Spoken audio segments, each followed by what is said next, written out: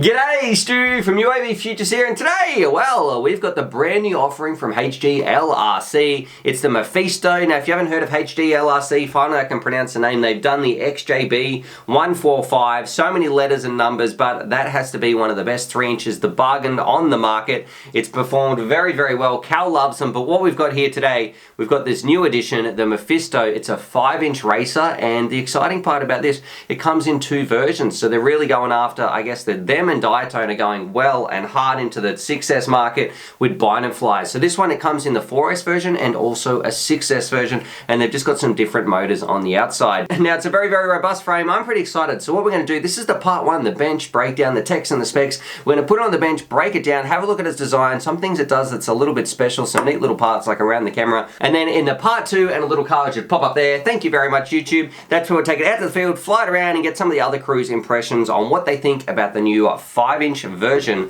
the Mephisto from HG LRC. So enough rambling, let's stick it on the bench and get started with the Mephisto in 3, 2, 1, boop. Rightio, here it is on the bench, the 5-inch bind and fly racer. As a bit of an overview from HG LRC, what it is, you take it out of the box and you have a premium experience. Now, I'm going to say HG LRC and Diatone, they're doing a really good job at making drones for the 4S market and also the 6S market as well. So right here, I've got the 6S version, but I'll also fly around with the 4S version as well, so show you a bit of a comparison between the two. What we're going to do, we're going to start at the outside in, work our way towards the middle. Some of the boring bits, you know, you've got some little props that come with it. There's some Gen Fan, I think they're Hulkies. You get a nice little pagoda antenna, which is going to clip on the top right there. That stuff to the side. Here's the main drone itself, but what we should do before we kick it off, let's stick it on the scales, because look, it's not the lightest drone, and it's coming in at 288 grams. So look, there's a lot lighter, but there's also a lot heavier. What I will say, it does look very robust though, so I think this thing is going to take an absolute beating,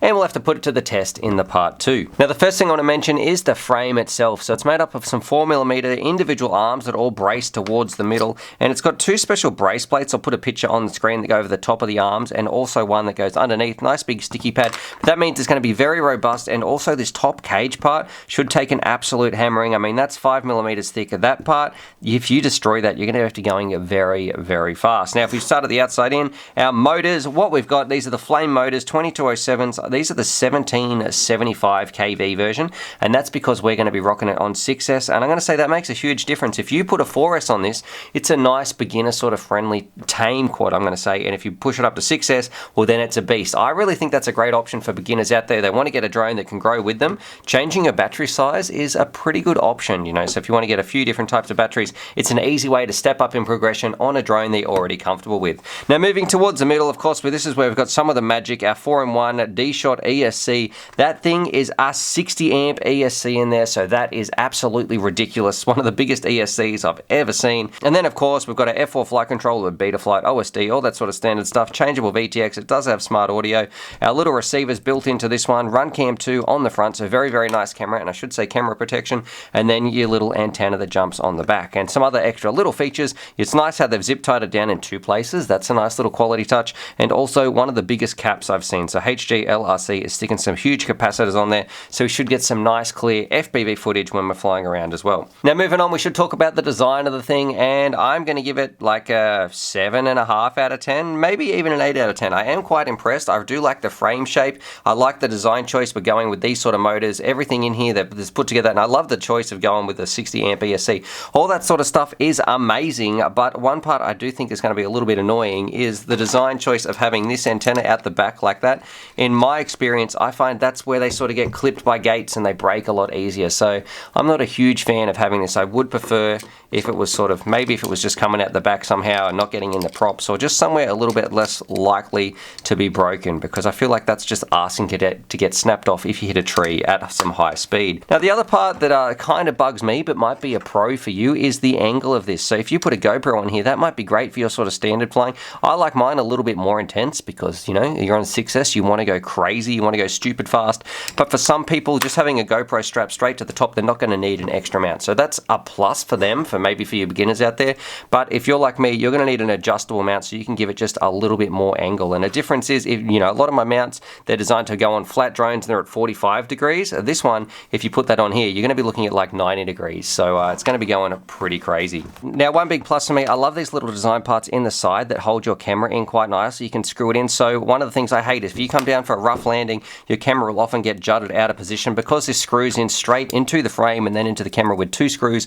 I'll put a picture on the screen as well. You're not going to be losing your camera angle. That's really important. If you're going to races, and you know, it can be really disorientating when you change the angle of your camera unexpectedly. It can make it just a bit difficult to judge, you know, how much pitch you're actually using, and it's a very, very weird, bizarre feeling. Now, if we move on to the quality of the thing, I'm going to say about a 9 out of 10. HD LRC's quality is amazing, especially for a company that's pumping them out of China at a pretty competitive price. I'm going to say they do a really, really good job. Nice solder joints. I've never had any quality control issues or anything like that with the HD LRCs that I've used, whether that be the XJBs or 145s, any of that sort of stuff. So this one, I'm not expecting any faults or anything like that. I'm sure it's going to fly nice out of the box because that's what it's all about. You want to bind and fly, you can take out, fly around, and yeah, overall, I think the build quality and the components, everything in here is top notch. So that part, they've really got hats off to them. They've done a good job. But that's it on the bench, the part 1. I guess that's where we need to take it out for the part 2, you know, when we rip it around and find out what this quad actually goes like, you know, in a 4S version, 6S version, how does it actually perform? Alrighty, so there it is. There's my part 1 review of the Mephisto. Let's go watch part 2 now. That should be up, or it should be up in a couple of hours by the time this one uploads. But overall,